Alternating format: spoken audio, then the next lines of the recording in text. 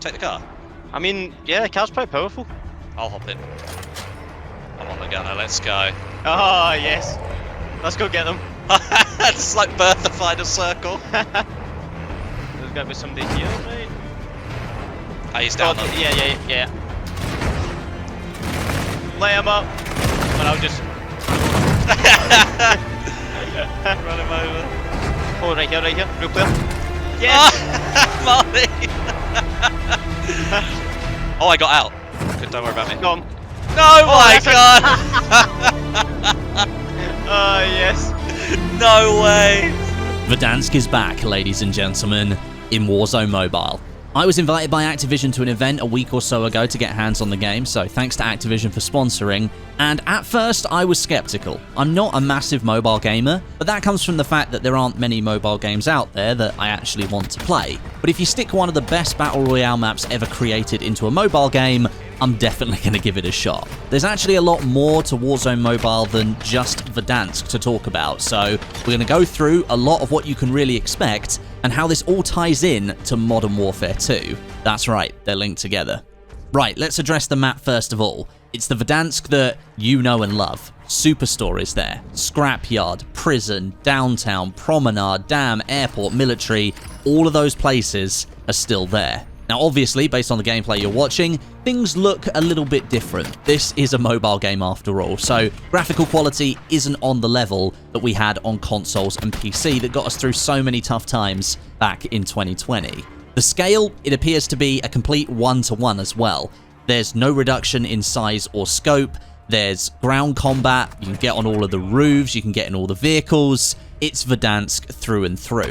All that muscle memory just came right back to me as soon as I started playing, getting those similar rotations in, exploring all the different buildings, taking rooftops and moving into the circle. It really felt like the map had never gone away. As I say, it's the Verdansk that you know and love.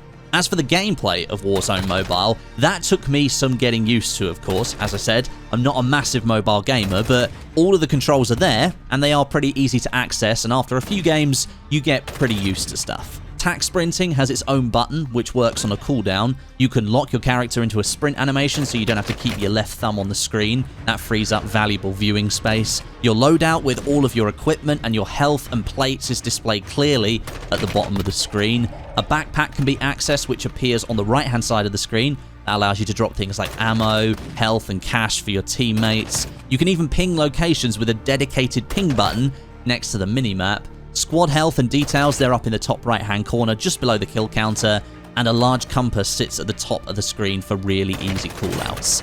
Everything you need for a good Battle Royale round with your friends, it's right here.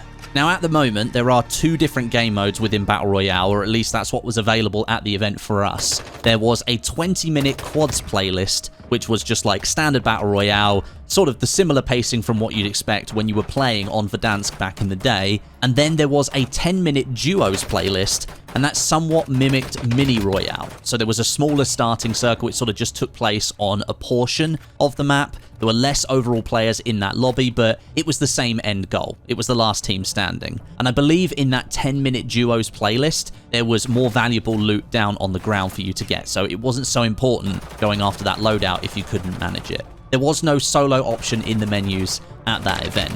You can, of course, use a controller when you play Warzone Mobile. Lots of people choose to do that when they play COD Mobile. Similar kind of thing over here. Many people at the event, they were able to connect a PlayStation and an Xbox controller to their phones, and then were able to play Warzone Mobile with that. But the build that we played hadn't been fully optimized or implemented for that controller support yet, so there were just some actions that required different screen touches, but it seemed like they were most of the way there to getting that controller support added. So if you're not keen on touch controls, but you've got an Xbox or a PlayStation controller that you could hook up via Bluetooth, that seems like that's going to be an option for you. One thing that caught me by surprise was the party system. It was super easy to add friends and then invite them straight into a party in Warzone Mobile. That currently works better than it does in Modern Warfare 2, which of course this game is linked to. And speaking of that link, cross progression is enabled with Modern Warfare 2, Warzone 2, and DMZ. So that means that any of the XP that you gain over here on Warzone Mobile playing on Verdansk, using all of the Modern Warfare 2 weapons that are in Warzone Mobile, that's right, they're all over here, that'll be reflected the next time you log into Modern Warfare 2 on your PC or your console. player level and battle pass progression will also be shared between Modern Warfare 2, Warzone 2 DMZ, and Warzone Mobile. That means Warzone Mobile becomes a proper portable element of Modern Warfare 2, or it's part of that same ecosystem, rather than acting as a standalone product. So things you do over here, that'll be reflected back on your PC or your console when you log into Modern Warfare 2. However, Battle Royale isn't the only gameplay option in Warzone Mobile. This kind of caught me by surprise. There's also standard multiplayer modes in this game. TDM and Domination are supported, starring on 2 different maps, TV Station and Scrapyard. This means that if you're not up for a full BR match at that point, or maybe you're just somebody who wants to rank up some Modern Warfare 2 guns on the Verdansk map instead of playing Modern Warfare 2, then you can do that. I think this is a really smart play from the developers, offering up traditional multiplayer alongside that iconic Verdansk BR experience. So, Warzone Mobile is coming in early 2023, and I think it's going to provide some pretty nostalgic moments. With its sharing progression with Modern Warfare 2, you'll be able to use this as another way to grind up those weapons and unlock attachments for matches over here on the Verdansk map, as well as in Modern Warfare 2 and Warzone 2 on Al Mazrah. I hope you enjoyed. Once again, thank you to Activision for sponsoring the video, and I'll catch you soon.